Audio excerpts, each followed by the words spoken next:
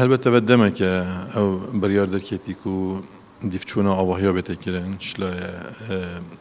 کاری کوالیتیاوی بەش بەر هەندێک بیتن هەندە ئارێشە هەبوون gelek ئاواهیادا وەکو سەرۆکاتیە باژێڕوانیە دووکێ مە هەماهەنگێک هەیە باش لەگەڵ سندیکا ئەندازیاران کوردستانی لە قێ دووکێ بۆ هەندێک و هەر ئاواهەیەکی بێتە ئاواکردن دەمێ نەخشێ خوتین تێپەسەندگیری شنوێسینگەهەکە ئەندازیارێک سەرپەرشتیە وی ئاواهی بکێت دەکو چ ئارێشە پەیدا نەبن و هەر دەمێ مە ئەم لژنایە تەنی دیفچوونێ هەر دەمێ دیفچوون هاتەکردن و ئەگەر ئەمزاین و ئەف ئاواهیە نەلدیف وێ نەخشێ پەسەندگیریە ئەم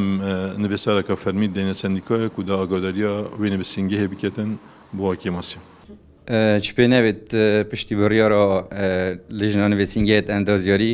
نوێنەراتیا دووکی کاتیا کاری طبعا gelek باشترا لێ هاتی طبعا ئارمانجا سەرەکیش vê lejnê nehêlana zêdegaviya an jî kêmkirinawana û طبعا em neşîn evî babetî li dev xwe teqîm kîn bes şiklekê berçav yani ya diyar e gelek kêm bî طبعا gelek arîşe hebîn